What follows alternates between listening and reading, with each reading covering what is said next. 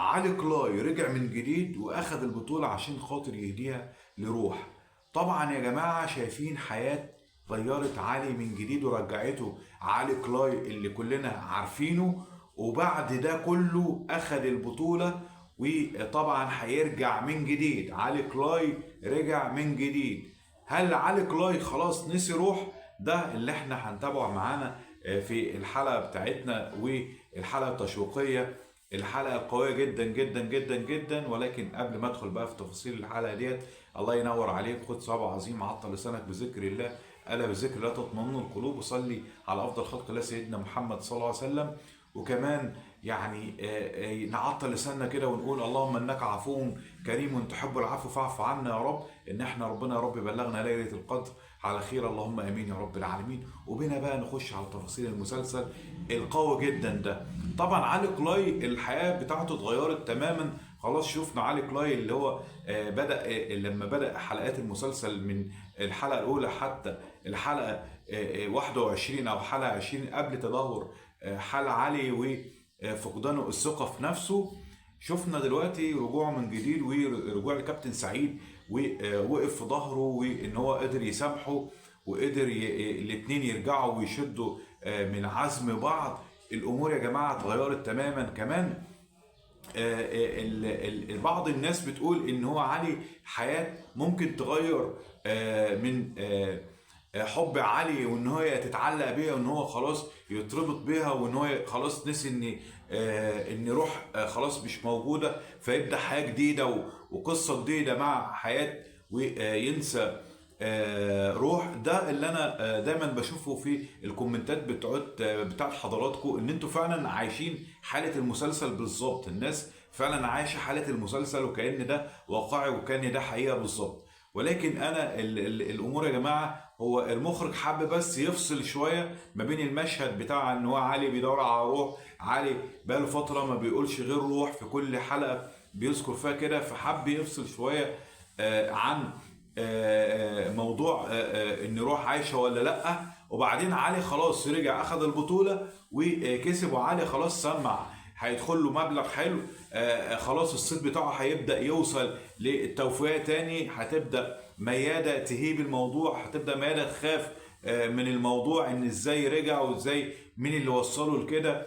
كمان منصور الجوهري شايفينه بيتذل من عمال اللي شغالين عند مياده. الامور يا جماعه هتتقلب راسا على عقب. الامور هتبدا الموازين تتغير تماما من الحلقات اللي جايه. خلاص احنا في نهايه الحلقات مسلسل علي كلاي، هيبدا تدريجيا تظهر النهايه. خلاص علي كلاي هيبدا يفكر بعد لما خلاص اخذ البطولة، هيبدأ يفكر يوصل وان هو يعرف مين اللي كان مدبر له ده كله. هيجي له الخبر اليقين ان لسه روح عايشة، وان ميادة هي السبب في ده كله. هيبدأ علي ينبش في الموضوع من جديد ويفكر ان هو يرجع روح تاني. وكمان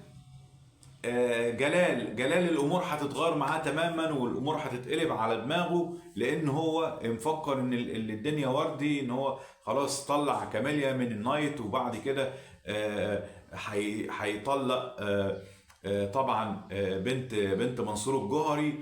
فالامور يا جماعه هتتغير تماما في الحلقات القادمه. ولكن الناس اخذت من نظرات علي كلاي ان هو بص لحياه اللي هو خلاص نسي روح. بصوا ده مشهد دراما عامة. لو احنا هنقيسه على الواقع نفسه، علي اتعلق بروح لدرجة خلاص الجنون، ان هو شايفين عاش حالة من الجنون، ان هو خلاص مش شايف حد في الدنيا غيرها. ولكن لو هنيجي على ارض الواقع، خلاص دي الحياة ودي سنة الحياة، ممكن الانسان يعني يتعايش. ولكن بما ان حياته وقفت معاه وجنبه، والناس بتظلم حياتي ان انت طلعت له منين وظهرت له ازاي، وبدات الناس تحط عليها سبوت ان انت لا انت دخلتك غلط ووجودك في المسلسل كان غلط. حاجات كتير جدا وتفاصيل كتير جدا يعني الناس يعني حط عليها السبوت شويه، ولكن الحلقه اللي جايه حلقه 26 هتكون من الحلقات القويه. هيبدا علي كلاي يدور على مكان روح ويعرف ان هي عايشه. هيبدا الامور الدراميه هتبدا من خلال الحلقه ديت. هيكون فاضل 4 حلقات، وكل عام وانتم بخير، ورمضان خلاص جري بينا. هيكون 4 حلقات من افضل 4 حلقات في مسلسل علي كلاي، في خلاص البحث عن روح. طب عزيز هيل هيموت ولا لا؟ الكل بيتوقع ان عزيز هيموت وهيكون ساب الورث لعلي كلاي. لا، عزيز لسه مكمل شويتين، وهو هيكون ايده في ايد علي في الفتره اللي جايه عشان خاطر يبحث عن روح معاه. وكمان صفوان اللي حياته برضه اتغيرت. المسلسل ده يا جماعه بيدينا يعني على قد ما هو مسلسل درامي بيتعرض على شاشات التلفزيون في شهر رمضان، وعلى قد ما هو فيه حاجات لا تليق، وعبارات مش قد كده، ومشاهد مش قد كده، ولكن فيها في دروس كبيره جدا، ومواقف ان احنا ممكن ناخدها في حياتنا ونشوفها على ارض الواقع قد ايه مؤثره. ان احنا الحياه ممكن توديك وتجيبك، ممكن توطيك وتنزلك 7 أرض، ممكن في ثانيه يعني تطلعك ل7 سما. حسن ظنك ويقينك في الله لابد ان هو يفضل على طول مكمل. حياتك تفضل مستمرة. اوعى تسلم نفسك لليأس، اوعى تفكر ان الحياة خلاص وقفت على حاجة. لا، لابد ان الحياة تبدأ تكون فيها نفس جديد وتنفس جديد.